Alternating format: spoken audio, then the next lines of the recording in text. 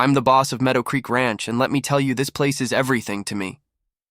But to Olivia Harper, the lady who thinks she's the queen of Pinewood Heights, HOA, it's ugly and ruins her perfect neighborhood dream. She drove up in her super expensive Range Rover, yelling at me like I did something really mean to her fancy life. She had no idea that Tuesday morning was going to be the biggest mistake she ever made.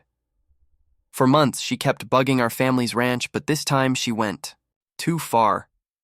My 72-year-old grandpa Henry, who used to fix cars and has sparkly eyes, watched her get mad from our front porch.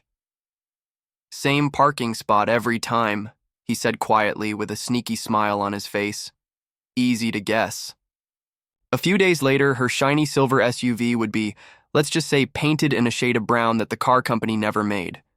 This is a getting back story that'll make your mouth fall open. It was a cool Tuesday, and Nathan Carter, was filling my beat-up 2003 Chevy Silverado with stuff for a yard work job in Pinewood Heights.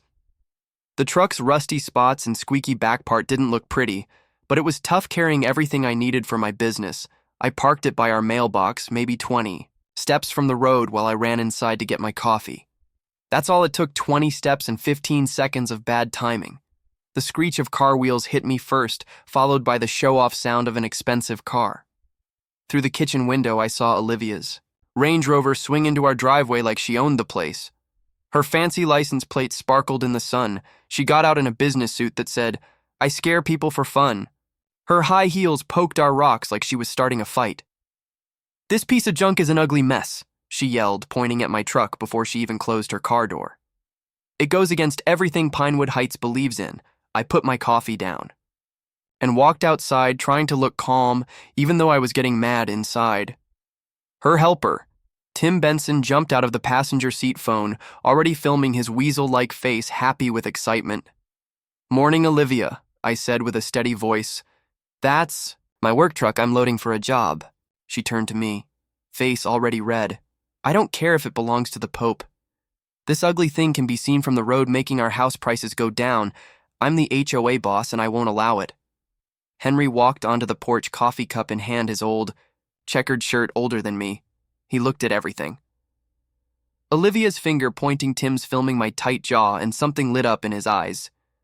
"Nice car," he said calmly, nodding at her Range Rover. "Really shiny, too bad if something bad happened to it." Olivia spun around to face him. "Are you threatening me, old man?" Henry just drank his coffee, not scared. Just saying, cars get dirty, bird poop, mud, maybe a pipe problem. He looked at the barn behind her SUV with a look I knew well, the one he got. Before fixing a problem everyone else said couldn't be fixed, Olivia wasn't finished. She walked to my truck, hitting it like she was claiming it. "This chicken house, those dirty birds, the bad smell, it's all got to go." My fingernails dug into my hands. "This is Meadow Creek Ranch, Olivia. We're not in your HOA, you have no control here." She laughed a mean, ugly sound. "I'm the HOA boss. My power covers anything that makes our neighborhood look bad."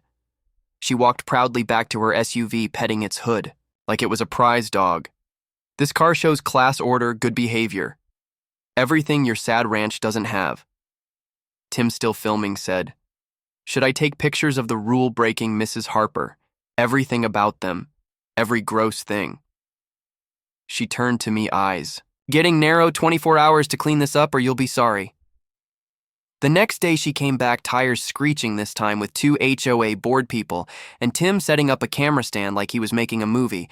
A $500 punishment paper was stuck to our gate saying visual rules, a rule she made up since we weren't under her control. "You didn't listen to my warning, Nathan," she yelled from her driver's seat. "This fine is just the beginning." Henry had been quiet, but I'd seen him in the barn earlier, looking through an old file box.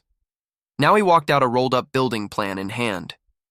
"You know what I built here in '62? He asked, to no one special. "Put in the whole pipe system myself. Septic tank, drainage, all still connected." He opened the blueprint, studying it like a war plan. "Funny how close that tank is to where people park by the barn." Olivia ignored him, complaining about house prices until her face was bright red. "Do what I say, or I'll destroy everything you have." That night, I found Henry In the barn, flashlight in hand, following pipes. Still hooked up, he said, tapping a handle. 60 years old, works perfectly, just needs a push to make the flow go backward. He smiled, looking much younger. She parks in the same spot every time right by. The barn people who do the same things are easy to plan for. I understood what he meant. Part of me wanted to say it was crazy, but the part tired of Olivia's 2-year time of being mean wanted to help. What's the plan, Grandpa? His smile got bigger. Justice Nate. 60 years of sewer stuff, looking for a new place. Day 3 brought a text from Mia Torres, a neighbor. Nathan, watch out. Olivia has people coming to check in her car. Sure enough, her Range Rover drove up loudly and 3 guys in cheap shirts got out with writing boards looking like they'd been found on a street corner. Real city checkers don't ride with HOA bosses. I started recording from the porch. Mr. Carter, the tallest one, mumbled, not looking at me. We're here to look for health. Rule breaking from your farm. I kept my phone steady. Which department are you with? He wiggled independent workers hired by the city. Olivia, smiling behind them, said, these are experts. They'll find every rule-breaking thing on this dump. One checker wrote, really bad chicken waste contamination without even looking around. Another pointed at our clean vegetable garden, talking about not allowed farming areas. After looking at Olivia for hints, I caught it all on video, including when one accidentally said, Mrs. Harper said, we've decided. They ran back to her SUV when I asked hard questions, Olivia screaming, 48 hours to fix this or I'll have this place shut down. That night at Pinewood Heights Community Center, Olivia held court at an emergency HOA meeting, 50 neighbors packed. The room, as she showed a blurry photo of our chicken house, saying it was poisoning the neighborhood. Our kids are in danger. Our house values are falling, she cried, making people scared. I stood phone ready. I'd like to talk about this. Her face went purple. You don't get to speak. You're not HOA. I'm a neighbor, I said back. Play my video, the fake checker's mistake. Mrs. Harper said played, followed by videos of them getting out of her personal SUV. The crowd buzzed, some angry at her, others. Still on her side, Clara Mendoza, a neighbor, called her out. Why are checkers in your car? Olivia stuttered about saving taxpayer money, but her lies were breaking. Day 4. Henry tested his plan. While Olivia was at her bank job, he connected a pump from my yard work truck to a pipe near the barn. Just checking pressure, he said, whistling. He flipped the switch and a smell like death itself filled the air as sewer stuff gurgled. Still works, he said happily, shutting it off, 60 years of sludge ready to flow backward. Mia texted, Olivia washes her SUV every Sunday 9 in the morning. Sharp always parks by your barn when she's there. Henry marked his calendar, talking about perfect timing. Day 5 hit hard. I woke to quiet, no water. The well pump was fine, but a notice on the pump house said, water use stopped while we check contamination investigation. Olivia's work, no doubt. Then her Range Rover drove up loudly and she waved a brown folder. Sell, now $200,000 cash. The ranch was worth $2 million. You cut off our water to force me, I said angrily. She smiled like a shark. It's business, Nathan. I'm the HOA boss. I get things. Done. She walked around proudly, planning to knock down our home and put concrete for proper homes. Without water, my business got bad. 3 clients quit. 2 hired other people. That night, I made a mistake, emailing the HOA board. I know you're cheating. I'm looking into every bad deal. I hit send, not knowing I'd given away my plan. Day 6. Olivia used my email as a weapon, sharing it with notes calling me crazy. Neighbors stared at me in the grocery store. Some unfriendly Mia caught me in the parking lot giving me a computer drive.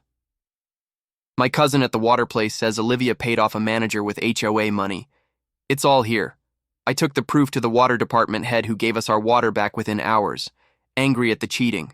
But the damage was done. 60% of my clients were gone and my good name was hurt. That night, Henry showed me his setup, a huge hose connected to the septic line able to do 500 gallons a minute at 150 psi. He marked an X where Olivia always parked when she's yelling. One flip of this switch, he said. I thought it was cool but worried. This is really intense, Grandpa. He patted my shoulder. She tried to destroy us, Nate. Sometimes you give crap back for real. Day 7 brought a lying lawsuit for $10,000 given. To me, as Tim filmed my reaction from behind my truck, Olivia's Range Rover sat nearby. She planned it all. Anger boiled over. I grabbed a shovel, screaming, "Enough!" and smashed it on a fence post. The handle broke, and I fell down, saying, "She wins!" Tim, excited, ran to show Olivia the video. At another HOA meeting, she played the cut-up clip, making me look like a crazy person.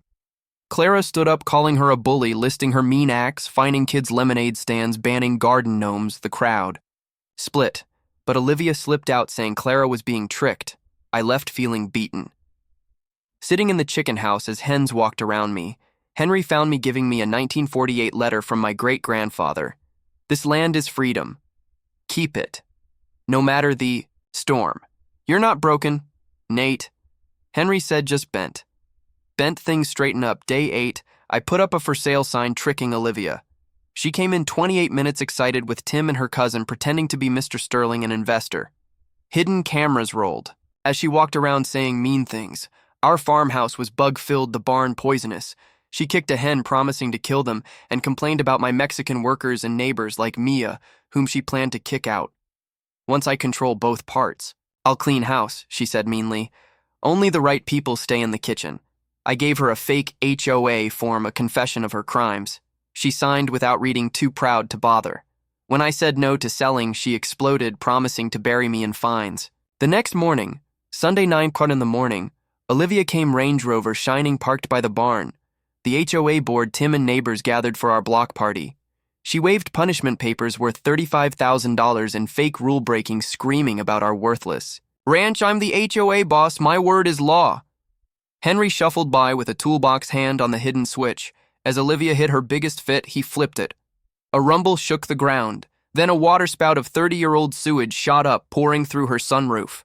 The white leather inside drowned in filth, the smell like the end of the world. Olivia froze, then screamed, slipping in the muck. Her SUV was a septic swamp, sealed shut by pressure. Neighbors filmed, chanting the Range Rovers in the septic tank. Firefighters hosed her down. The car was pulled away. A total loss. By afternoon, Olivia quit running away from the state. Her signed confession went to the police. Sophie took over as HOA boss, and the ranch got historical status. My business got busy. People love a yard worker who fights bullies. Henry fixed the broken handle, whistling over beers. We cheered. "Think she learned her lesson?" I asked. Henry smiled. "Her SUV did, from status symbol to septic pool in 20 seconds. What's your worst neighbor story? But it can't beat this."